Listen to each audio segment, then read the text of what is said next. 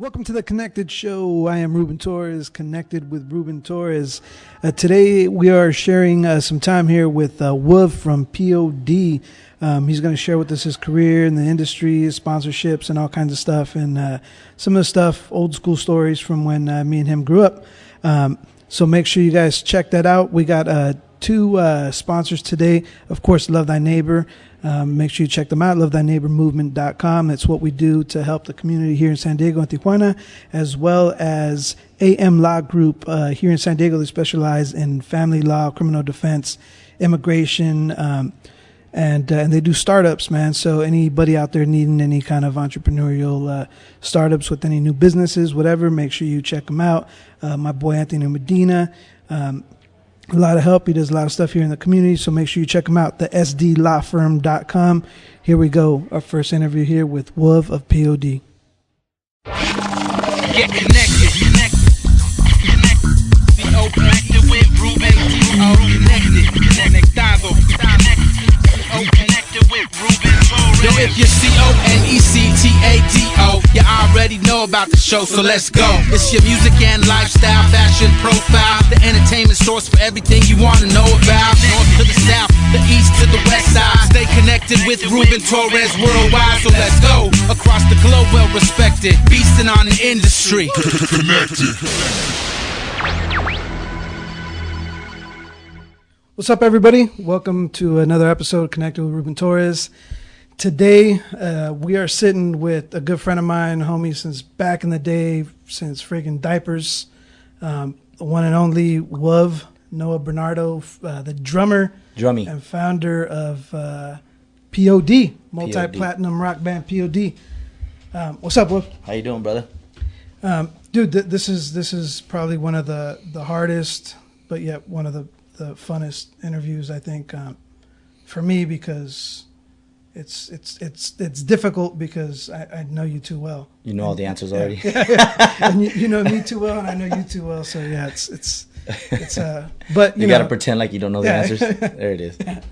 But dude, let's I want to bring you on because not only are you an influencer, man, but you've influenced me since back in the day. You're one of the first to do everything first, whether it was get married or do anything. We all followed you.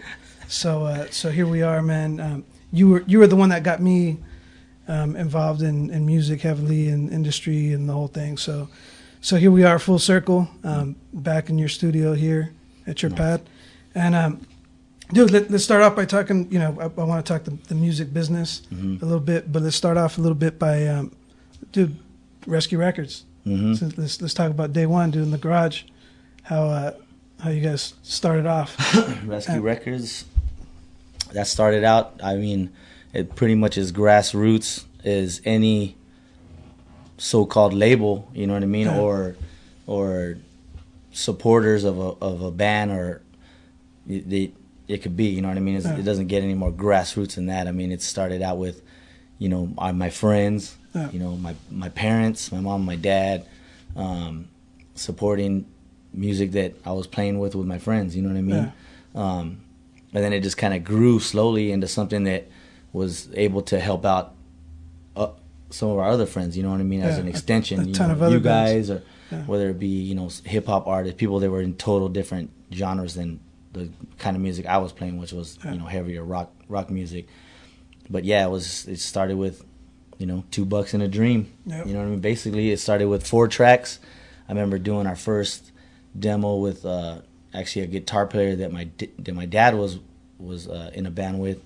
It was a 4-track. He hung like 2 mics from our garage, and that was the first time we ever heard our music played back. You know what I mean? Yeah. Through a tape or whatever, and that was enough to get the spark rolling, and that's all it took for me. Yeah, and for those that don't know, when you watch the MTV Cribs on back in the day, that was the actual real garage that P.O.D started in, and dude, it was like hot box, and then when P.O.D wasn't practicing, we'd go in there and get on the phones, and we had one of those old school fax machines, and that was the office, and then we're blessed enough to move into downtown. We went straight to downtown after that, and then we got some office space in Chula Vista. But Rescue Records was something that your dad kind of brought to the table to to kind of protect what you guys were doing business wise. Yeah. Tell us about the kind of like because you guys were being thrown contracts way back, even in the early '90s. Mm-hmm. I think it was Tooth and Nail, or it was a couple labels. Yeah, Tooth and Nail and Jive Records. But at the same time, my dad was helping us, and and you were on the you were working for Rescue Records. It was more of a learning experience for everybody. Yeah, it was my 4 years of college. Yeah, 100%. And so, like I tell everybody, when it comes down to booking, collecting the money, printing T-shirts, making all that stuff, we had to learn on our own. Nobody was doing that. Yeah. You know what I mean? So it was a 4-year college for all of us. And in the meanwhile, we were touring. Yeah. Doing shows that you were booking. You know what I'm saying? It was crazy and we would go there and I would collect the money. You know what I mean? I was the tour manager, drummer, van driver, all that kind of stuff. Every band member had their equal share, but it was all one big learning experience. And I think in hindsight, a lot of the people that were a part of Rescue Records, the things that they do now stem from that. You know what I mean? Yeah. I even ran into some dude the other day. Me and my lady were at SeaWorld, and I ran into that guy, the little short guy that he was in high school. He was an intern. He ran into me. He's like, "Hey man, I used to work at Rescue Records." I go, "What the heck, man?" He had his little daughter. I didn't even remember his name, dude. It was so long ago. You know what I mean? But I run into so much people all the time. stemmed from that. So much. From our first videos to learning how to do all that, learning how to deal with the industry and every time I tell the story, and this is important with this whole thing too, is every time I tell the story of like P.O.D. success, I always talk about how you guys were already like self-sustained before signing to a major. So the leverage was, dude, we're already doing everything that a major label is going to do. We're already touring. Yeah. We're already on the radio. We already got a video on MTV. We're already doing all this stuff. Like, what are you going to do for us? Yeah. So it's true, and that was a big part of, and which was an important factor for us holding the cards in our own hand. You know what I mean? Yeah. Because a lot of the bands, even now today, they're doing these 360 deals, which basically put them in the ground. You know what I mean? And those are the things that my dad and Rescue was guarding us from, was getting into a situation that would basically, bury our band. You know what I'm saying? And so, we did hold the cards in our hand when the label were coming to us. So like, hey, we're gonna give you this. We're gonna take some of your publishing. We're like, you're not taking our publishing. We're gonna own our publishing, because we were educated on what publishing was, and we knew where the money was coming from. You know what I mean? Yeah. Not that we wanted to be millionaires or anything. We just wanted to own our own stuff. Yeah. You know what I mean? Right. So those are all things that we learned. Getting distribution deals through Diamante, and all these little distribution companies that Rescue Records were dealing with, and figuring out what all that entailed. What that world was. We didn't know. It was like, what do we get? How many records we got to put out? Like, how many a quarter? And this was back when we were actually selling cassettes. Yeah, cassettes and CDs. So it was real deal. Yeah, you had to put the money out there because you needed to get the physical record into the warehouse. You know what I mean? It wasn't. Oh, we're gonna pop it on iTunes. It's like, dude, you had to go out. The record label had to buy the artwork, had to buy the the jewel box, all that stuff. You know what I mean? So it was like, when you sign a band and you're promising them you're gonna put your record out. Well, how much promise can you give them? 5,000 records, 10,000 records. The only way you could do that is ask how long they've been touring and what they're doing. You know what I mean? And those are all things. We didn't have social media, so it was email lists. Here, sign up on this paper. It's an email list. We're gonna send you an email list. And as strong as your email list, that's how strong of a band you were across the country. You know what I'm saying? How many bands do you remember signing onto Rescue Records? And this is the entrepreneurial side of what you guys are doing, because you guys were also kind of A&R. You guys are signing bands like crazy. I mean, we had Dogwood, we had NIV, we had it was Nail Promise, it was probably Mindset, Mind Rage. Probably a good dozen bands. Yeah, there's a good dozen bands. Not all of them we were like, wholehearted into. You know what I mean? Some of them my dad were taking an interest in, and some was more on the hip hop side that we weren't as connected to. But all of them were part of the family in the same right. You know what I mean? Dirt. You know what I mean? Everybody we wanted them to have success, or at least make a living for their family. You know what I mean? Better than they already were doing. You know what I mean? It was just a way to try to do it better, to have something actually sell. Do something. And so now, you guys went on and left kind of the home base, Rescue Records, moved on to Atlantic Records. Mm-hmm. Tell me about that transition a little bit. Business wise. Yeah, business wise, we did an EP with Tooth and Nail first. We had like Atlantic Records and stuff was interested, but they weren't fully aware of like the capacity of like what we were doing, because it was all out of the back of the trunk sales. You know what I mean? Yeah. The only thing that was really set in stone was records that we were distributing. So nobody really knew like what kind of impact we were making, like on the highways and byways. Only we knew that, because we knew how much money we were sending home. Yeah. So when we got signed to Atlantic, I think the stipulation was like 40,000 records or something like that. If we didn't sell 40,000 records, they had the option to like drop us, and we're like, dude, we'll do that, no problem. Yeah. We were thinking, dude, that's a piece of cake. And you know what? It was. Getting to 40,000 wasn't a big deal. It's breaking that barrier, and that's where the help of Atlantic Records and a label and a machine. Yeah, the machine. Like Atlantic Records could help you, take you to the next level, especially if you're a band that was touring. We were doing 260 shows a year, nonstop. I mean, we were never home. I think all the band members in the band quit all our like respective day jobs, like in 95, 96, and that's when we went full time. Trey was an engineer at Eden Leonard, like he had a stand up job. You know what I mean? So it was something that it was nerve wracking for him, but it was something that we knew that we put our faith, and this is where the faith part came in with God and our faith. It was like we knew that something was bigger than us, something that God was gonna take care of us. You know what I mean? So it wasn't easy, but at the same time, it felt comfortable for us. What's a crazy thought was, I want to say we're over in Chula Vista at that medical place that your dad was working at. Yeah. And I want to say it was there, but we were working somewhere, and we're working with your dad. We're digging ditches, blackbacking it, and you guys were signed already. And I think we heard the song for like Southtown on the radio for the first time. Yeah. And we're like, oh my God, like, dude, they're playing it. But yeah, we were there digging ditches. Yeah. And me, like, me and Sonny tell the story all the time, because we're like, we would be on tour and like signed to Atlantic, and the song started playing, and we'd be digging in a ditch, and Sonny would look at me and like, did you know I was a Atlantic worldwide Atlantic recording artist? I'm all, yeah. Did you know I was a worldwide Atlantic? Yeah, that's cool, man, but we got to dig this ditch. It doesn't matter. We all used to work for Wolf's dad, New World Landscape. Which was kind of all like in one thing, because, we all were with the label, did our things, but when we would go on tour, it was easier for us to go on tour because my dad would let us.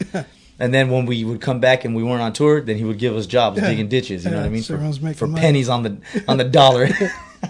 I remember coming back with my back my neck. That's why we called it black back. Black back. Because all the sun would ever see would be our backs, and so the stomachs would be white. And what would you say was the moment for you that you said, like, dude, we made it? Like, what was that first like aha moment for you where you're like, dude, this is it, I think we actually made it? I think the first record, we could tell, we sold 1 million records. The tours were getting bigger, we actually had our own tour bus, which is, to us, was, we were in a van for 6-7 years. That was like a huge step. And once we were able to afford a tour bus, it was like, because the shows were getting big, it was like, but even at that point, it wasn't really like, wow, we made it. It was kind of like, hey man, it's going the way it should go. Yeah. We're working hard, like it should be this way. I think after we went on tour with Korn, like in Europe, for the first time, we opened up for Korn. I forget what year it was, 99, 2000, something like that. we were over there for a while, and when we came back home, and we weren't able to really like walk around without anybody knowing. That's when I think it kind of, because we went straight from there to the Ozfest. We still didn't go home. The tour started in the East Coast.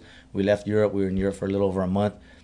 Started the tour with the Ozfest on the East Coast, and by the time we got back home to San Diego, that was 3.5 months later. Everything changed for us. So that was the tipping point right there. Kind of, because you could, everybody was telling you, I'm seeing your videos on MTV, and even we weren't able to see it that much because on the tour bus, the satellite doesn't work that good back then. So you're just hearing from all your friends like, man, it's you guys are blowing up. I see you guys everywhere, and then then it just kind of snowballed for us. Howard Stern was trying to take credit for breaking you guys when he first interviewed you guys. Yeah, he was like, oh yeah, I had something to do because he I guess was hooked up with the radio guy over at Atlantic. Yeah, or Danny something. Bush. Yeah. So he did him a favor, and he brought us on the airways. Of course, in the industry, everybody wants to take credit for, everybody, one hand, washes the other or whatever. But he did do us a favor. He did us a solid. He did Danny Bush a solid at Atlantic Records, and he asked Danny Bush. Danny Bush was responsible for bands like Rush and AC/DC and all these, legendary Atlantic rock band. He asked Danny, he said, "What's the next big Atlantic rock band?" He said, "P.O.D. for sure." He's all, then I want to have him on the air. Like, I'll bring him on the air. So, we were young. We never, I don't think we went to New York one time before that. They flew us out to New York, and there we were doing the Howard Stern show like 2 days later.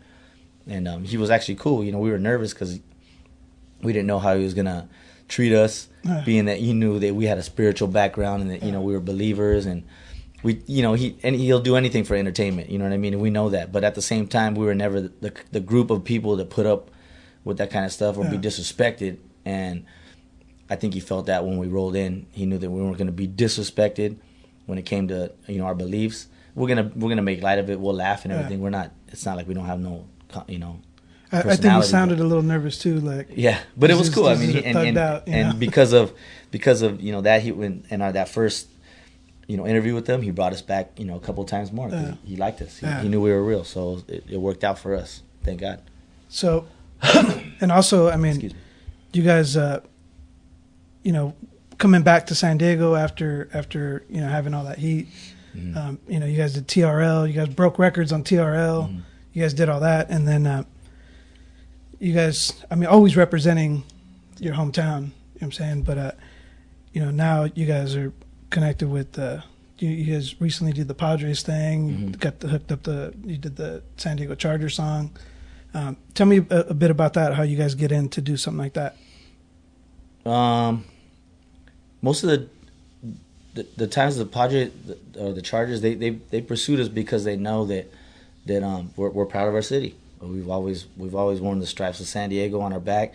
We've always wrote songs about our city, in our neighborhood, because that's what created P.O.D. You know what I mean? The pride where we come from and the kind of families we have, pride and love is what you got. You know what I'm saying? So we didn't have no money, we're growing up, we weren't like a privileged, family, but we weren't poor, but we knew what love was and we knew what pride was, you know what I mean, and respect. So our band kind of like badges, that's kind of like our armor, you know what I mean? Everybody knows, no matter what crew it is, hip hop, rock, big rock star, small rock star, everybody knows we're from San Diego. You know what I mean? Which is cool. Always rep it. Always cool to me, you know what I mean? And that's a big part of our band. So, why wouldn't we want to do something for the Chargers or the Padres? Anytime they ask us to do something, we're doing it. We've never gotten paid for any show that we've done for the Chargers or the Padres or any of that stuff. We do that strictly out of love because we love our city and we love because you guys are the only real like San Diego band that's doing anything like NFL and Major League Baseball status. You know what I'm saying? So we've played other for other teams and stuff because they, they're kind enough to bring us in, like the Falcons. We did the halftime shows. The halftime show for them right before the Super Bowl because they come out to our song. Boom. You know what I mean?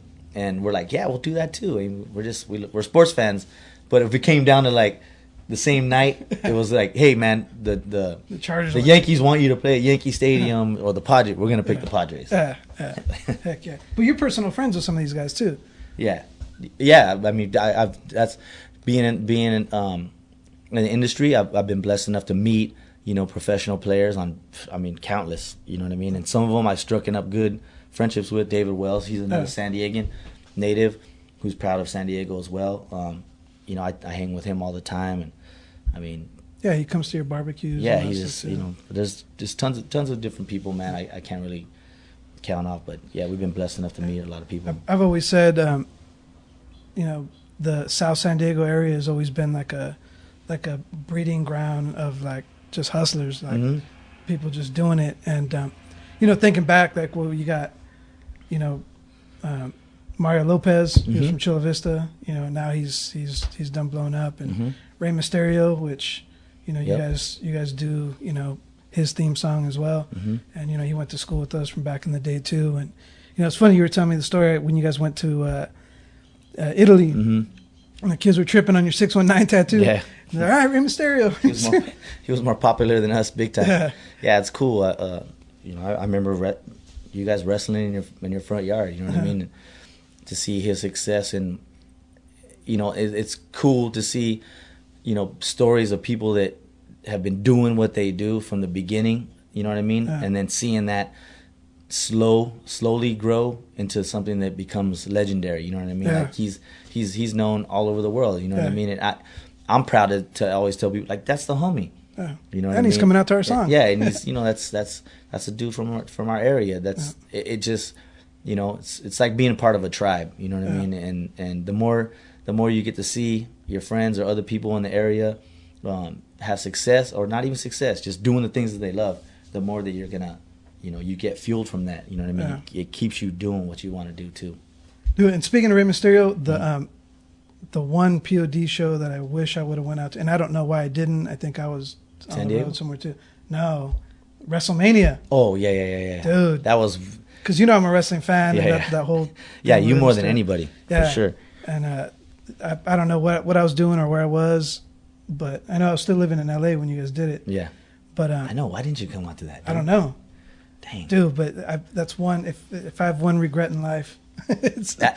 Dude, you know what was cool about that is seeing Ray be just as shocked that he won the title as we were, because he honestly didn't know. Yeah, he didn't know until that night. You know what I mean? So I mean, you know, there's a couple different scenarios that can play out for those of you guys don't know, but you know, the wrestlers do, but even they don't really know the outcome. You know what I mean? Until showtime. You know what I mean? So it was cool that they had already spent the money for us to get there. They did this huge production. Like, we were up on this crazy scaffolding. There was fire. Homeboy came out with like the big Aztec old Aztec thing. I mean, it was a big thing. It was cool. That was already cool to be a part of. You know what I mean? I was like, man, this is big. And then watching him win the title, and then going backstage after, and you know, Ray was just overcome with emotion. You know what I mean? It's like, yeah. And I was like, dang, dude, like this was cool, man. We were shocked, and so that was cool to see Ray get that, and the excitement on his face, and then meeting all the other wrestlers. It was crazy. It was cool. Yeah, and you guys, I remember, you know, we went to another thing here in San Diego, and they featured P.O.D. as like the main song. I forget what song it was. I think it was Lights Out. Oh yeah. And it was for Taboo Tuesday and whatever, and they hooked us up right there in the front row and whatever. That was good times. So I mean, you think being, you know, transitioning from you know, indie to major, of course, being part of the machine, that always helps out on the publicity side to get opportunities like that. But now, being, you know, the way that the industry has changed, what are the pros and cons of being on a major right now as opposed to working albums independently? Well, like our last record was Murder Love. That was on Razor and Tie, which is a semi-major label, you know what I mean? Not a complete. Now we're on Universal, and, you know, you can tell the difference because, you know, there's just more resources, you know what I mean? They're able to do a worldwide release on the same date, which we didn't have with Razor and Tie. which helps a lot because you know you want everything, you want the right hook, you know what I mean, you want to like come out with the thunder, and so we'll see. I mean, it's still early right now. I mean, I don't want to give the date right now or whatever, but there's just more people that can help, and if you can get, it doesn't even matter if you don't have the people excited on the label about your band or your music. It doesn't matter if you have like 1 million people working your record, it's not going to get done. But the way the record labels are brought out nowadays they're different than they were back in 99, 2000. Yeah, like the industry's just done changed. It would be tough to be an independent record label these days. I mean, there's bands that are making it, and their Instagram and their Facebook is a record company. Yeah. You know what I mean? That's how far the times have changed. You know what I mean? You can get famous on your Instagram and YouTube, and you know you don't have to have your album. What do they call it? You know, in the front of the stands. You know, point of purchase. You know what I mean? Yeah, you look around. I mean, there's actual records. You guys actually sold physical records. Mm-hmm. Now people are just stealing the music, downloading the music. The times didn't change. Times didn't change. You know what I mean? So you got to find your way in a different. And that's what I'm saying. If you're not a touring band and you're not proving yourself like on these streets, especially for a rock and roll band, it ain't gonna happen, dude. No. You know what I mean? Like you can't go out there and like, you know, pussyfoot around, excuse my language or whatever, but you know, people are gonna see if you're whack or not. And we've always been from that school, you know what I mean? We weren't like a Backstreet Boys, like, you know, founded and put together, and or some other rock and roll bands that, you know, the label put together. I'm not gonna name any names or anything. And they play the tracks, you know, most of the tracks are Pro Tools, you know, and they're doing their stuff. Like we're a straight up rock and roll band, garage band. Like everybody plays their instruments, and that's what you hear. You know, so we come from that school, and nowadays, like if you're not proving yourself in front of the kids like that, you know what I mean? It's just it's almost impossible. Well, what are different ways to make money nowadays in the music industry? I mean, you know, back when times were changing a little bit, you had like ringtones. You know what I'm saying? Like, oh man, you know, everything's moving to ringtones. Like, what other direction are things moving in now? I mean, you know, we're talking like podcasts earlier. We're like, dude, you know, things are blowing up in that area, but you know, people are doing everything like reality shows, all these different things now. Like, what do you see? I mean, dude, the sky's the limit as far as like on the social media time. I mean, you were telling me someone did a deal with, you know, MasterCard or something. They're like, you know, to do something for a low income family or whatever. You know what I mean? It's like, dude, whatever hustle there is. I mean, that angle is getting played. For us, the only way we can keep doing it is live, playing live, and getting out and selling merch. You know what I mean? I mean, obviously, we've been blessed enough to have songs on like movies, and we have, you know, licensing companies that go out and hustle commercials for us and those kind of things, because we've been established, and it's easier for us to get those things because they're like, oh, P.O.D, that's a respectable name. Let's put them in a movie. You know, and we've been in countless amount of movies, which is great, because that's just another type of income that doesn't stop flowing. But is there still licensing deals coming out? Like, are there? I mean, back in the day, that's the way it was. It was like, hey, let us borrow your name and your logo, and we'll do lunch boxes and all the stuff that you guys. Yeah, there's still licensing deals, like merch deals, like Hot Topic type stuff. Yeah, there's still deals out there like that. Even, you know, like, I mean, we're still getting hit up left and right for, you know, companies to use our songs on, you know, big, you know, alcohol companies or whatever. You know what I mean? We just get presented by our management like, hey, Captain Morgan's hitting you guys up. You guys want? Is it cool if they use your song for? Oh, what is it for? Print, you know, is it just online, or what is it for? You know what I mean? There's still NFL, stuff like that. ESPN. Yeah, specifics. You know what I mean? So there's stuff out there. You know what I mean? It's just keeping, you know, coming up with music all the time. Like for us, we just got to keep writing new music. You know what I mean? And not getting so burnt out like writing, but like, you know, we take our time to do our music, but we're trying to stay, you know, relevant. You know what I mean? In front of the kids. On the soundtrack stuff too, I know you guys not too long ago did the movie, the Here Comes the Boom. They licensed that from you guys. That was cool. Yeah, you guys have been part of a lot of that stuff. What's been your favorite one to do? Because I know you've done exclusive songs for those. Yeah. So how does that work? And then you did when you like, do exclusive songs, you get paid more money. yeah, you did like Little Nicky. You Little did Nicky, Matrix, Passion of the Cross. Yeah, Passion of the Christ. Passion of the Christ. Yeah, so some we did some of the score for Any Given Sunday, which was cool. Yeah, that's right. My favorite one was probably the Matrix. Matrix. That video was off the chain too. The video was dope. We got to go to New York and hang with the whole cast for like a week, do all the interviews with them. They did a super dope video for us, and our friends got to come. Did you go to New York with us? I've been to New York with you a couple times, but was it the Matrix thing? No, I didn't. Oh, you didn't do? Oh, okay.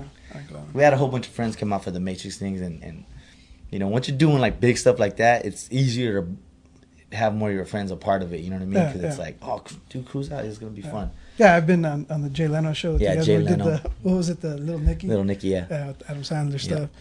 I was out there for that. But yeah, man, a lot of good times for all that stuff. But dude, I mean, you know, even just getting soundtrack money, like the residuals on that, dude, there's bands that can't do that. You know what I'm saying? What would you say to any new bands that are trying to come up to you know, kind of get to that level? What advice would you know, give? a lot of younger bands now are like resorting to like outside writing. You know what I mean? Like for some reason, like the industry, like jingles or something, whispers in people's ear that you need an outside writer to get a hit song or to get a movie thing. And I say that's bull crap. You know what I mean? You don't, because number one, I mean, if you're an original, if you're original music, you know, they're gonna want you. You know what I'm saying? Like they hit us up. You know what I mean? It wasn't because we had a hit song that somebody wrote for us. It's because we were being ourselves, and they wanted that sound in their movie. You know what I mean? Yeah. So number one, I would say, don't ever compromise selling your fame off, or you know, to get on a movie. You know, selling your songs just to get on the movie. You know what I mean? Stay true to yourselves and write your own music. You know, do your own thing, because then you're gonna get robbed in that. You know, in the back end, anyways. It's not gonna make any sense. You know what I mean? How'd that deal go down? And she wasn't really too big of a part of it, but with working with Katy Perry. Katy Perry was, because we were working with Glenn Ballard for the record Testify, and she was somebody that he was developing, you know, for a couple years. He was, you know, doing songwriting with her, and she was hanging out in the studio the whole time we were there. We were there for like, you know, a month and a half or something like that. And, you know, she was just kind of bebopping around, you know, hanging around the scene. And there was a song that came up that we wanted to have a female vocalist, and Glenn Ballard was like, hey, why don't you use Katy? She's got an awesome voice. And of course he's going to pitch his protege, you know what I mean? Because he wants to give her some love. And we were like, yeah, let's hear her. So she jumped on the mic and started singing the song, and, you know, it sounded great. And, you know, she had a good energy, and, you know, yeah, she was young. She ended up being in the video, and she did Jay Leno with us, and she did a couple TV shows with us. Yeah, I actually went to shoot for you guys the day before she recorded, I think. She was in there with Glenn, like going over the song. Yeah, she was there the whole month, like every day, just kind of hanging out. But I didn't know who she was at the time. Nobody did. She was just. I mean, I mean, for someone like Glenn Ballard to like take you under his wing, you know something's bubbling up. You know what I mean? It's like he doesn't just. We call him Grammy Glenn. Like everything he touches turns to a Grammy. So it's like he's not gonna waste his time on somebody that doesn't have no talent. You know, so you kind of know it's just a matter of time before something pops off with her, and you know, of course it did. You know what I mean? Like a couple years later, boom, she's like, we're like, give us some love, shoot, give us a little shout out. It's fun. Look it up. Is there any bands right now that you're looking at that maybe that you would want to sign or take to a label, or you know, put the Wolf stamp on and say, you know, dude, this band is the next hot band to blow up, and you know, I need a piece in this, or you know, just kind of help get discovered. It's been harder for us to like keep our ear on the streets here in Dago, you know what I mean? Just because we're so busy with the touring, and most of the time when you're touring, it's like bands that are already signed, you know what I mean, or like they're baby bands that are getting developed. So there hasn't really been any opportunity for me personally to hear any like fresh like baby bands, you know what I mean? I'm more into the reggae scene than anything now. Yeah, like you know, we're talking about like Tribal Seeds back in the day. Those guys are blowing up, you know, they're doing their thing, and it just the same thing we were saying.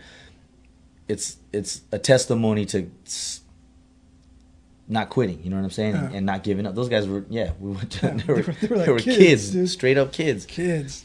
And now they're touring the world, and you know, they're selling out shows, and you know, they're doing great, man. It's cool to see, you know what I mean? Yeah, that's there's story after story like that with young bands that keep on going and doing their thing. I get hit up all the time from different bands, and oh man, you know, what should we do? And it's always like, dude, well, like, you know, I always take it back to the P.O.D. model of like, dude, you guys need to hustle, like what P.O.D. was, and it's different because like hustle to us back in the day was like we gotta eat, sleep, breathe, right? Lose sleep. Yeah. You know what I'm saying? Everything needs to be this business, and that's how it was for us. And now these guys are like, oh, we'll do this business from 9 to 5, and then we'll go play video games and then go chill with the homies, and that's not the hustle, dude. No. You know what I'm saying? And it's like, how do you like they gotta like learn how to like do shows in different cities. How do you get booked in another city when you like haven't even done a show in your own city? It's like, you know what I'm saying? So like for those, you have to look at that starting point first and be like, how is it that I'm gonna get, like, say San Diego, how am I gonna get booked in Phoenix next? Well, you gotta go to LA. Go to LA. LA's a little closer to Phoenix than San Diego. Okay, what's after that? Yuma. You know what I mean? Okay, let's find somebody in Yuma. You know what I mean? Like, any homies out in Yuma, hit people on the internet, social media, like, hey, send them your demos. But hey, anywhere you playing? I remember we broke down one time in Kingman, Arizona. We played a country bar, dude, just because we didn't want to sit around waiting for the tow truck. We got bored. You know what I mean? And they were telling us, don't leave this like this like 5 mile perimeter, don't leave. Everybody was like racist and like, it was crazy. Got a bunch of Mexican boys around here, don't leave. But when you guys, I think I still have one of the pictures too from the Whiskey Go-Go. Do you think that was kind of like a breaking point where like P.O.D. got noticed by Hollywood and by the industry when you guys hit that Whiskey Go-Go gig? I think it was Trey's first show with you guys too. That's going. I thought you were talking about when we got signed. That was like years later after that. Because you guys got a crazy buzz after you did that first. That was a good opportunity for us. But I think, I think it started in Dago more. Like, I think it started with Lynn Soma. You know what I mean? Like that, because once we started opening up for like the international bands. Mm-hmm. It gave us a different like bravado, you know what I'm saying? Like we opened up for Green Day, Mighty Mighty Boss Tones, and just tons of other bigger bands that were touring, and we're just like this young baby band in San Diego. And then that's how we got the opportunity to open up for, it was Fight, which is Judas Priest's side band in Whiskey at the Whiskey in Hollywood, and that was our first like major like Hollywood remember show. Opening up for Cypress Hill. Oh, Cypress Hill. Yeah, Cypress Hill coming through Dago, but that was all part of Soma. Yeah. You know what I mean? And having that relationship with him and but because we were bringing in the heads, we were bringing in the heads for him, so he knew, P.O.D.'s good for 300 heads at least. Yeah. I was just remembering this too. There was a time when we're still doing like the whole Soma circuit, when some of the local bands, they were kind of tripping that they didn't want to do any more shows with P.O.D. for a minute because they were like, oh, Sonny's preaching too much, and it kind of got I think it was kind of more on the jealousy tip because you guys were bringing in so many heads, but it kind of got to that point where you guys bounced from San Diego for a bit and started touring. You guys were bigger everywhere else. Yeah. And 91X wasn't showing any love. None of the stations were showing love. Yeah, it took a while for the San Diego radio stations. And you went everywhere else. And I want to say there was a cover of a magazine that said the most famous band not known in San Diego, something like that. Like probably. Yeah, it was something saying like you guys were San Diego's most famous band, but nobody knew you guys in San Diego. Yeah. And it was like, what? Like, yeah. You guys were doing it so big, but do you think that's something every band should do? Is, hey, dude, get out of your own hometown. Yeah, I think, but from talking to a lot of the bands, like it's kind of the same old story. You know what I mean? Like for bands in the beginning, like it's your city loves to hate you first. Yeah. You know what I mean? Before they give you the love, because they're kind of like they're just used to you. Yeah. Like, I see this fool down at freaking Los Taquitos all the time, dude. Who cares about them, dude? Like, you know what I'm saying? I can see this fool whenever.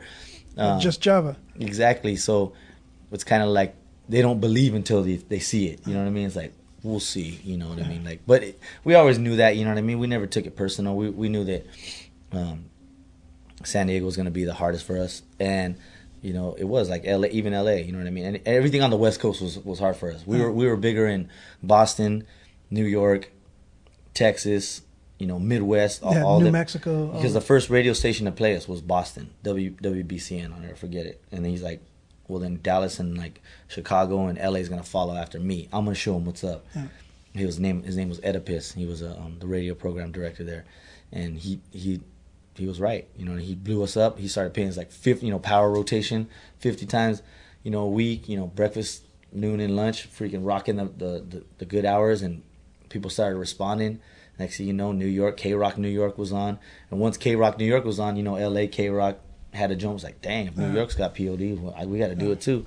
And then so it was like San Diego was the last. So that was like the embarrassing thing. It was like, dude, the biggest stations in our country are spinning the crap out of our freaking hometown band, and we haven't even added them yet. So we would just hit them and be like, what's up, dude? Like, we're getting power rotation on K-Rock and, you know, all these other big, you know, stations, like, what's up? And then finally they started rolling in, you know. That's one thing too. I always tripped on, like, you know, especially during like the San Diego Music Awards, all that stuff. It's like, dude, where's the love? Like, never showing P.O.D. until like, okay, now all of a sudden, right, you know, after we sold a couple million records. Yeah, like, oh, they just got, you know, nominated for a Grammy. Like, okay, you got nominated for a San Diego Music. True story. Yeah, and so, you know, it's just it's like that with everything, though. You know what I mean? It's the shady, like, partnerships and deals, but thank God for music that cuts through everything. It's like, if it's real, it's real. If it's fake, it's fake. You know what I mean? Yeah. And if you like it, you do. If you don't, you don't. And you guys just recently recorded a new video for your single. Mm-hmm. And tell me a bit about that. I know you were saying how, you know, it's a video that you guys aren't even going to be in this time. Yeah, we're just doing like cameos in it. We just for two reasons. One, we just been touring so much, and it was hard for us to get a date to do like a live performance. Secondly, we didn't really want to be in it. We've been like, I mean, how many videos can you be in? We've been in like what? How many videos have we done? I don't even know. Can't even count. I mean, great videos. We've been totally blessed to be a part of these like awesome producers that do directors. You know what I mean? Directors that have done these videos. But we just kind of wanted to have something, you know, that was giving back, like people in San Diego and San Diego itself, and people that listen to our music, because that's what the song's kind of about. You know what I mean? Yeah. This Goes Out to You is the name of the song. So we just got candidates of people around San Diego at the Travel Warehouse. You know, Gavin shot out to a show that we did back east and kind of shot the fans. He shot our kids. You know, and it's more of a video like in that type of vein. And even that. The music video world has changed since way back when you guys started too. And you know, I remember you know, even just from Southtown Video to Alive, where they're like shutting down freeways. Like, you know what I'm saying? It's like $1 million. That was a $600,000 video, man. And you know, going from that to like, that's a movie budget, dude. That's crazy. I mean, dude, just the special effects, everything on that was crazy. And now the music industry has changed so much to where there's movie production houses or video production houses that have been shut down that were around for like 20 years. Yeah. They're no longer doing it because now you got cameras like this that can do the same thing as like, you know, film cameras, and it just kind of killed technology. The game too. Yeah. But I mean, it's cool in one sense, but it's not, because you know the industry lost a lot of people. You know what I mean? And you got all these, you know, rookies coming up. You know, and anybody with a camera can be. Yeah. You know what I mean? So it's bad kind of in that sense, because the art has kind of like taken a hit. But at the same time, you know, you got to congratulate technology and moving forward, because now, you know, anybody can do it, and that's the cool part. That's the beauty of it. You know what I mean? So, and I think it's gonna get more creative that way, because you're gonna have more people doing that. You know, you're gonna get different thoughts and different angles and different eyes, and different feelings, more of that coming in. So people are gonna be able to pick and choose, you know, like what look they like or what feeling they like, and that's it more. That's the cool thing about having it open more to the public. But until it gets to that place, you know what I mean? Yeah, I think the art took a little dip. You know what I mean? The quality wise, you know what I'm saying? But you know, P.O.D. was one of those bands on TRL that broke every single record that was there. You guys were like legendary on TRL. This is back, you know, when the M and MTV actually stood for music, and they actually played music videos. But now, like, who's playing music? Like, what do you do now with the music video? YouTube. Yeah. YouTube, and was it Vimeo or whatever? Vimeo. Vimeo, and it's Instagram clips.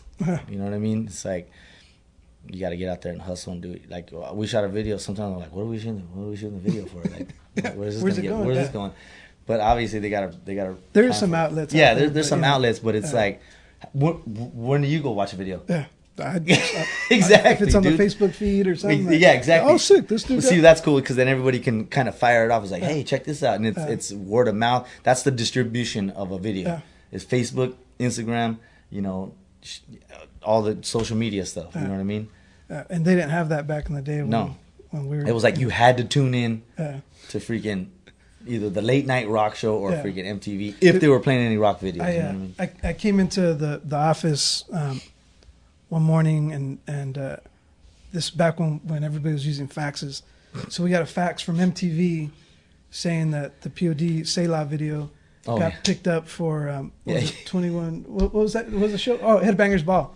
That's crazy. And so I Ruben shot that video. I'm oh my God, I think I peed a little bit. I was like, oh my God, check it out. And it was like Stone Temple Pilots, P.O.D., Cypress Hill, in the mix, and we're like, what? Dude, is this for real? Yeah, I remember that. We were like tripping. I remember seeing that on the paper. Yeah. We're like, where are we? And the fax. What? Dude, sick. So, we're trying to send emails out to everybody and like calling everybody we knew, like, dude, it's going to be on this day, whatever. And, G-Shock. Yeah, G-Rock. G-Rock. Yeah, G-Rock. Kendall, shout out to Kendall. But, even then, like, that was our social media, and that's how we were doing stuff back then, But, now, doing everything on Facebook and Twitter and all that, how important, I know, you're always shooting stuff, and you're heavy on, on the Instagram and Facebook and Twitter. How important do you say it is for even bands that have been in the game for a while, not just bands that are coming up because they know it's important, but bands that have been in the game to stay relevant? What do you recommend for those guys? To me, it just depends on what the look of that band wants to be. You know what I mean? Like some rock bands like to be mysterious, and some bands can pull that off. You know what I mean? There's bands like, you can go through, Tool or System of a Down. Those guys, they disappear for 10 years and come back on the scene. They're selling out arenas, for 20,000 people strong. It's like, dang, how the heck do they? And there's some bands that need to be, the fans want it. They want to connect with them all. We've always been, the kind of band that our fans or the people that listen to our music want to know what we're about, what we're doing. You know what I mean? What motivates us.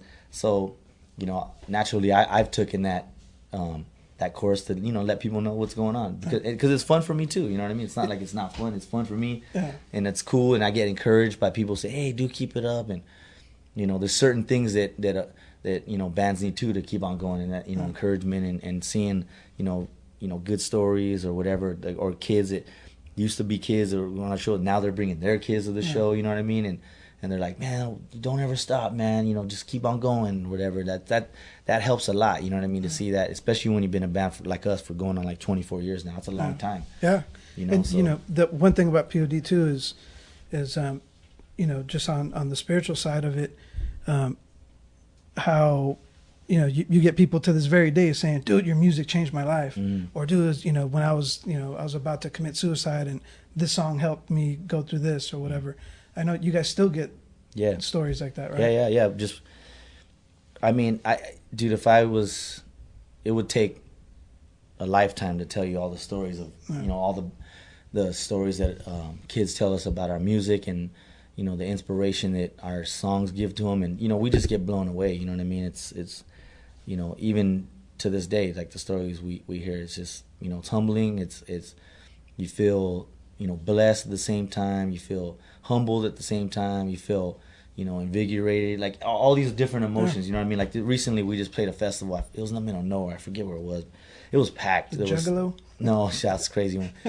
There was like 10,000 people there. It was hot, but it was more of like a pitting type of crowd. Like people were going off and they were pitting and whatever. And Sonny, I was just so hot. I told him to go into Beautiful, the song Beautiful. He's like, beautiful, like right now? I'm like, I need a break because it's like a real light song for me to play. So I was just do beautiful. And, you know, we went into beautiful and he's like, he wasn't really feeling it. But when he started singing, I could see this girl off to the side just bawling her eyes out, man, crying. And I was like, what a trip, you know.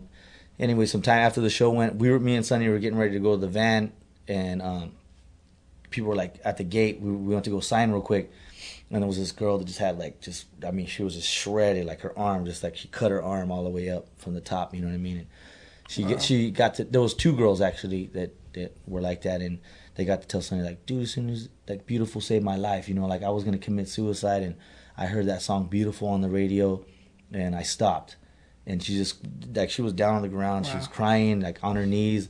Sonny was like, hey, you know, don't, you know, there's tons of people around who were signing. So it was just little things like that God gives you, you know, inside. We didn't want to play Beautiful, but for some reason he wanted us to play Beautiful that day, and something happened, you know, beautiful.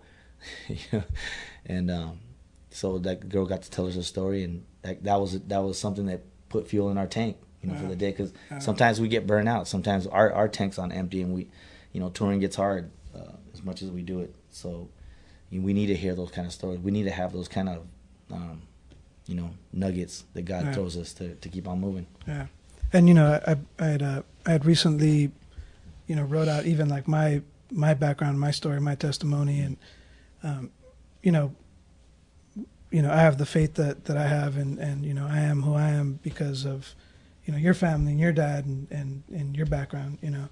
So, you know, that kind of just stemmed and kind of, you know, lit the wildfire for everything else, you know what I'm saying? So, you know, just know people's lives are changed through what you guys are doing, man. You know? Yeah, that's for sure. You know, also what you guys, when you guys put out, what was it, Youth of the Nation, that impacted so many people, Alive impacted so many people. I mean, you know, my daughter, she loves, you know, she knows all the songs to Beautiful too, and it kind of, you know, P.O.D's been one of those generational bands, you know what I'm saying, that comes down, and you know, we listen to it, you know, kids get into it. I think, you know, you guys have been you know, that whole, every market, every genre, you know what I'm saying, it's been one of those things that P.O.D's been big on all sides. But what roller coasters have you guys been through? Like, what would you say has been the top? Like, dude, P.O.D's at the top right now, and then dude, P.O.D's at the bottom. Like, talk about some of the rock bottom stuff to where you're like, dude, you know, we just, you know, we hit a low right now, but you know, God's gonna pick us up out of this, or you know, whatever. I mean, because I know it's not all peaches and cream. No, you know just, I mean, for the most part, you know, it's easy to say, you know, when things were going well, and you know, you have $1 million in the bank, and we're able to buy whatever house we want, and help out our family, and you know, help out friends, and help people with businesses, and give money to people. And it's easy to say that would be the high, you know what I mean?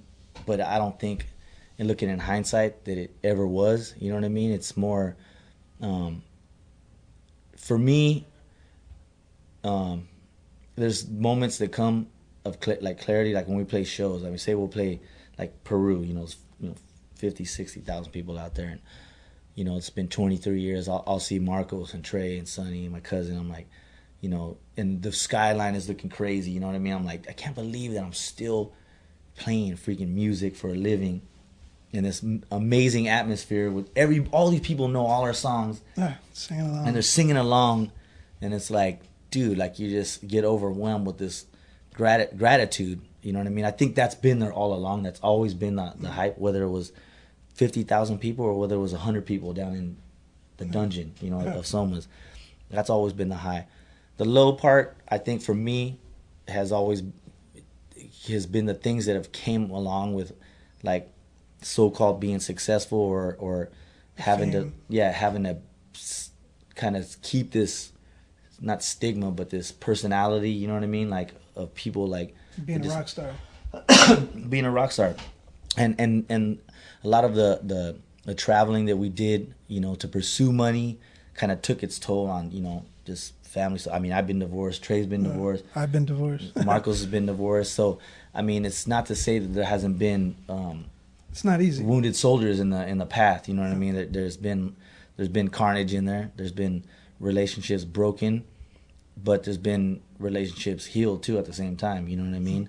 But I think that's probably been the low is dealing with the repercussions that come along with being away from the family and, you know, doing this thing called rock and roll. Yeah. And doing it the way that we've only known how to do it. That's 100%. You know what I mean?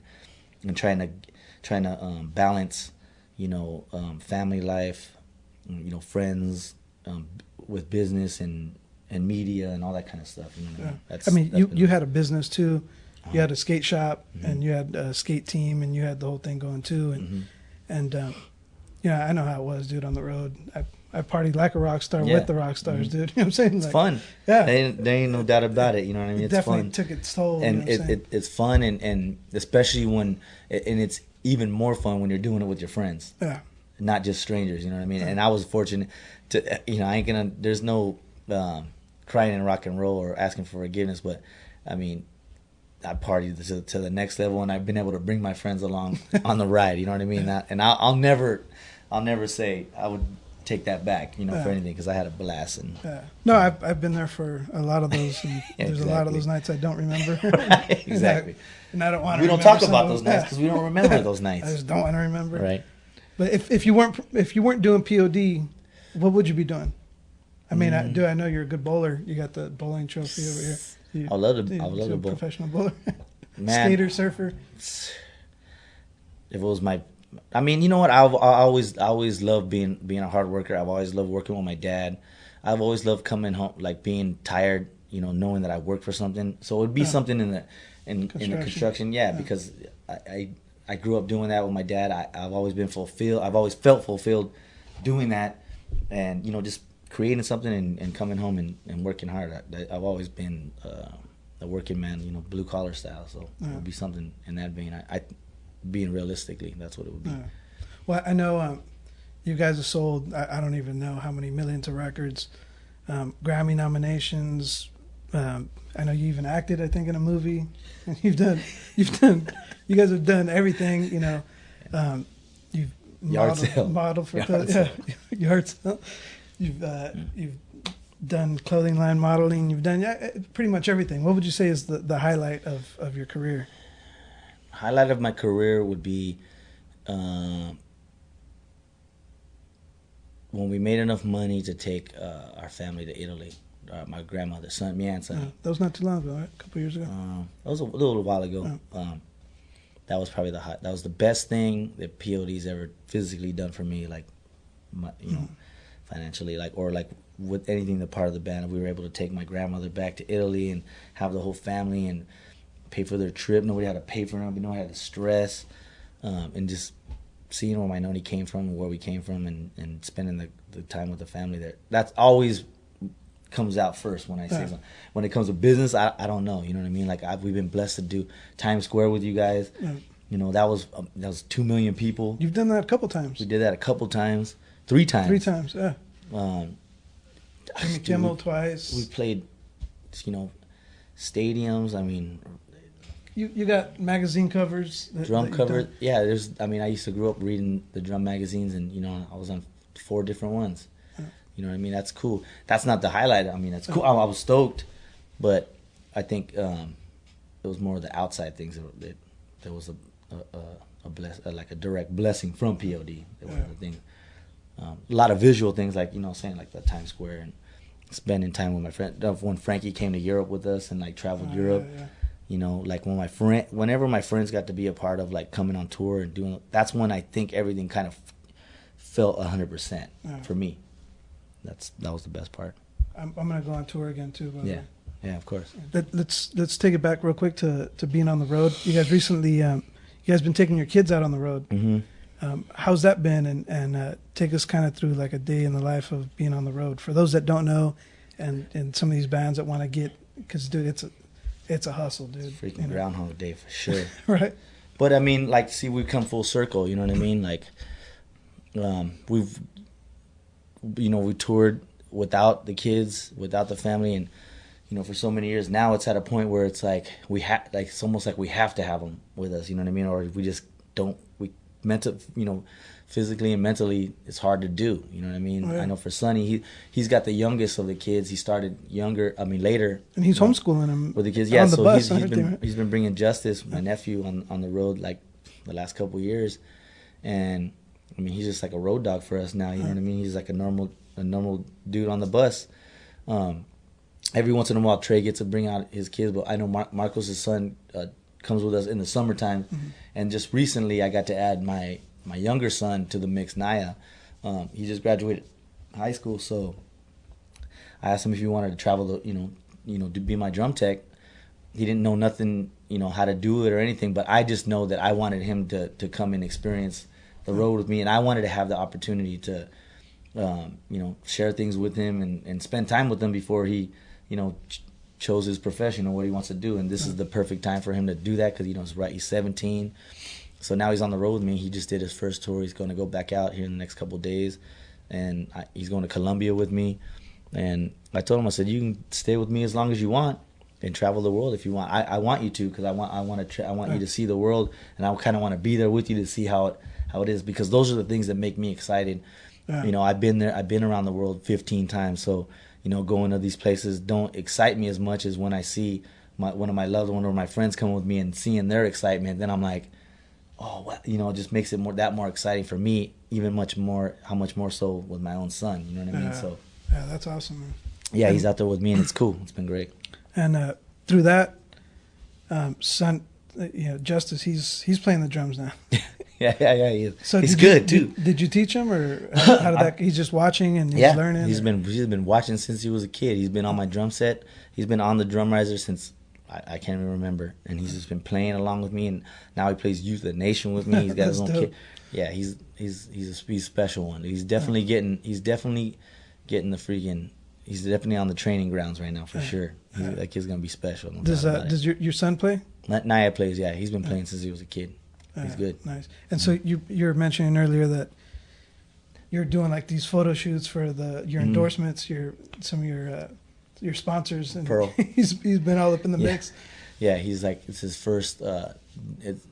He's getting spoiled right out the gate because it's his first tour drum tech, and Pearl Drums are like, hey man, we're gonna do a photo shoot with you guys for you and your drum tech. I'm like, my son's only been drum teching for like a week. My poor drum tech, this is the first tour that he hasn't been on with in like 5 years, and he doesn't get no love in the magazine. You know what I mean? My son's getting the love right off the bat. But I guess that's what God wanted. It is what it is. So it was a cool little father-son. Yeah, it's cool. It'll be out soon. Now, what for those that don't know, and some of the drummers that are on the rise coming up, how does one go about getting an endorsement? You got to put record. When I got signed to Pearl, like, they didn't sign you until you sold 500,000 records. You know what I mean? Oh. So there was like a beginning artist deal, and it was kind of like, oh, you get a discount. And then when you sold 500,000 records, it was like, oh, cool, you're fully endorsed. Oh. Nobody sells 500,000 records anymore. So to tell you the truth, I don't even know how they do it anymore. I guess you just got to be They approached you, or you approached them?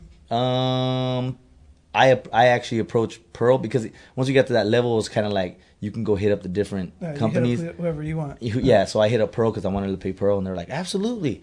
We'll hook you up with a discount. You know what I mean? When you guys sell, 500,000 records, then we'll send you a contract. Yeah. And I was like, all right, okay. And that happens. And I've been with them ever since, and they've been more than generous. They just sent me, they send me whenever I want, which is cool. And then you got Vic. Zildjian and Vic Firth and Remo. And I just added this company called Drumlight. Right. It's this company that puts these lights in your drums that light up your drums. They're sick. Oh yeah, I've seen those. Mm-hmm. So what's the deal that you got with Vic Firth? Vic Firth is whatever I want. I got my custom stick, which is, everybody can get their, if you endorse them, you can have your names on it. But my custom stick is regulated to like my own weight. To have your own custom stick has to be like a different thickness and a different weight than any other stick. Mm-hmm. So mine's the way I like it, and that's it. And because it has your name on it and everything, is that a licensing deal? Do they sell them and give you a cut? Yeah, they sell them. It goes to like the guitar centers and all that, and then they send me a check. Like I get a percentage of whatever stick they sell.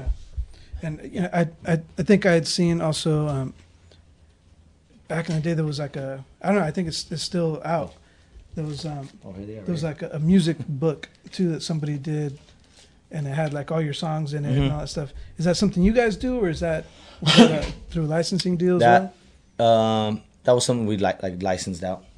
Like we just did a deal with some like one of the, because there's a music book company that will go and they'll score out all your music. You know what I mean? We don't know how to do that. That's dope. So they'll take our stuff and then we just give them the images and the look we want, and then they print them up and they put them in their stuff. Sick. Yeah, that works out. And then clothing.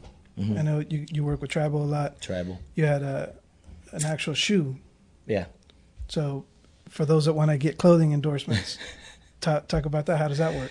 I know it's probably a different situation because Bobby's your good friend, but if it was anybody else, I think like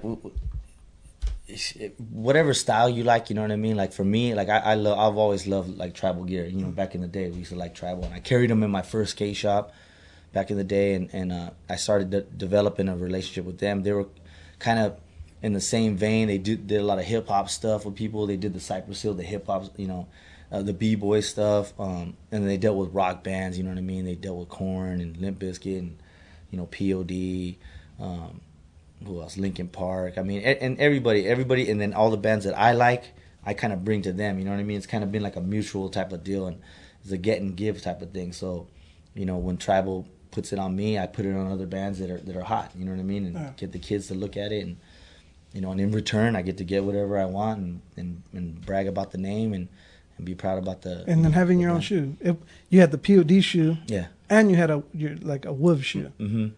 Yeah, that just came up with a perk just from being the homie with Bobby, and if anybody, when they sell it, you get a cut. Yeah, but everybody knows, out of the band, like I'm more of the Tribal guy. You know what I mean? I've always like kind of held the flag for Tribal, and there's a couple other companies too that I like dealing with now. It's this one called Trustworthy and City Fog, which is they're like a spawn off of Tribal, and it's in the same type of vein, as far as style.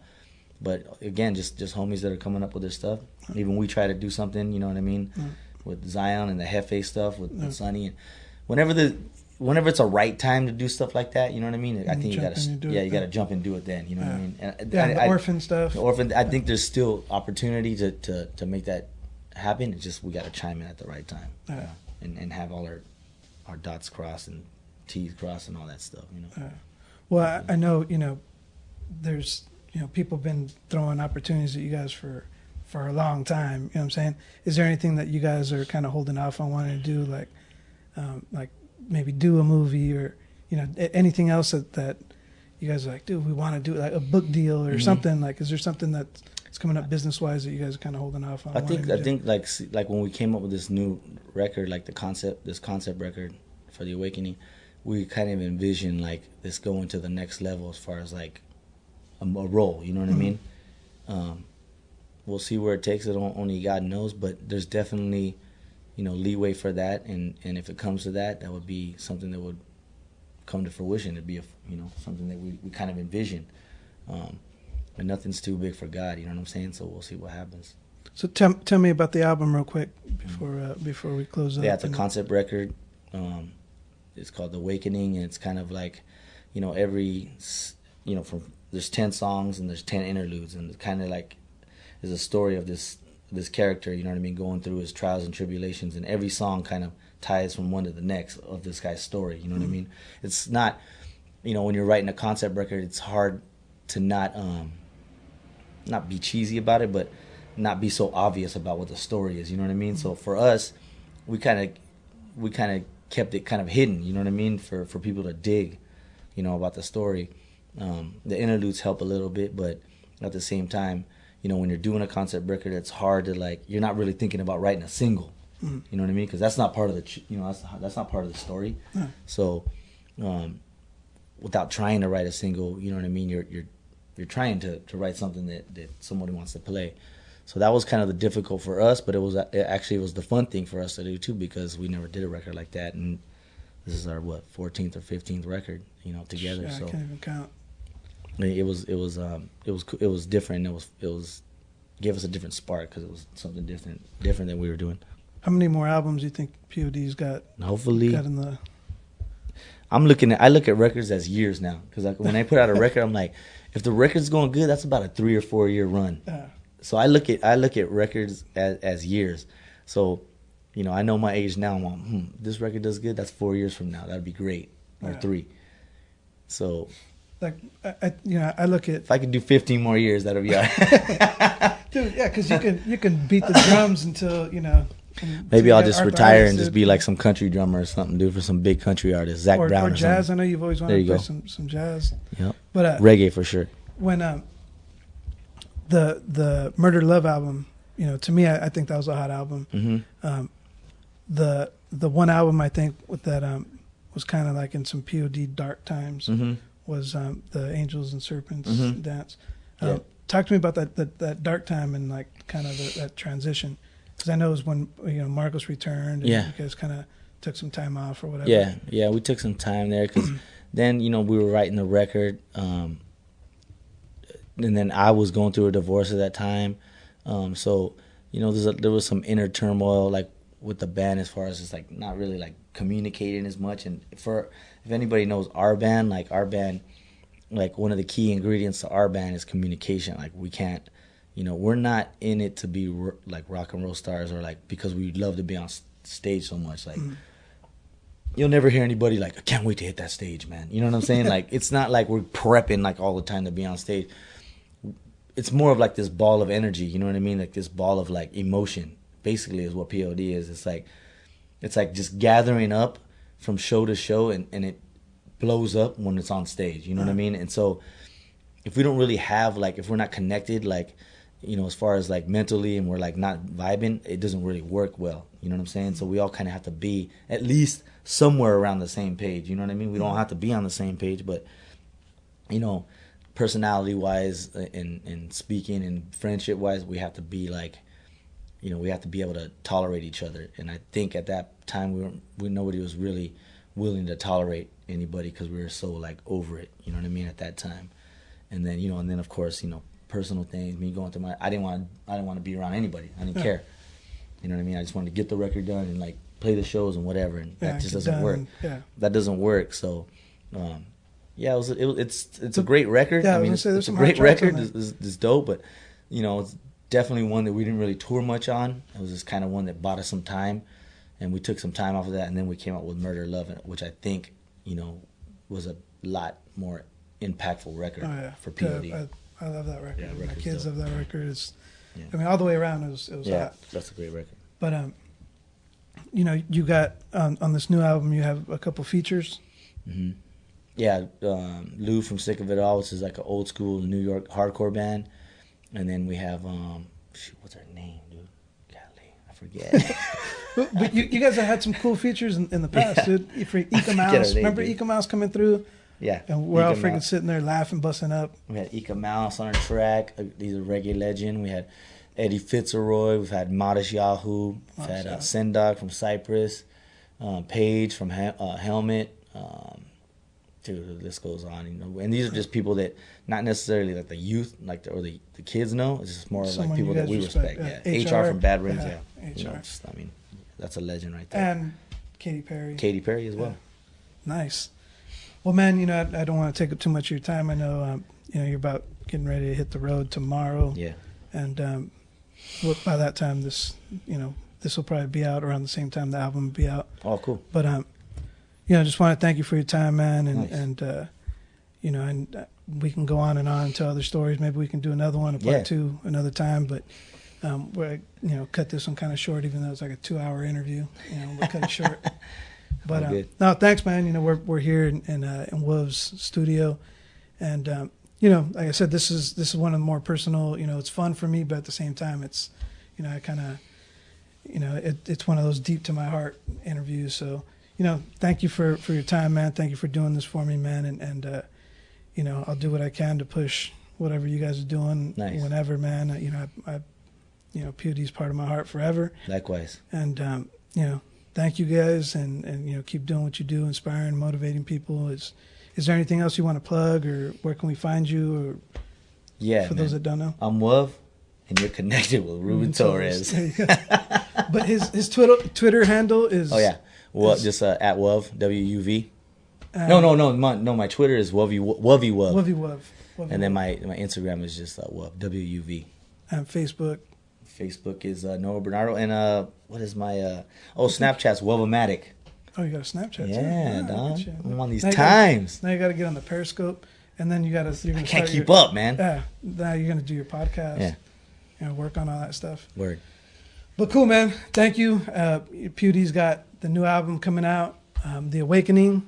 August 21st. Make sure you don't illegally download it. Make sure you guys buy it, and tell your friends to buy it. Share it on whatever, as much social media as you can.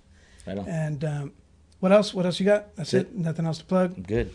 Go pick up some tribal gear. Yeah.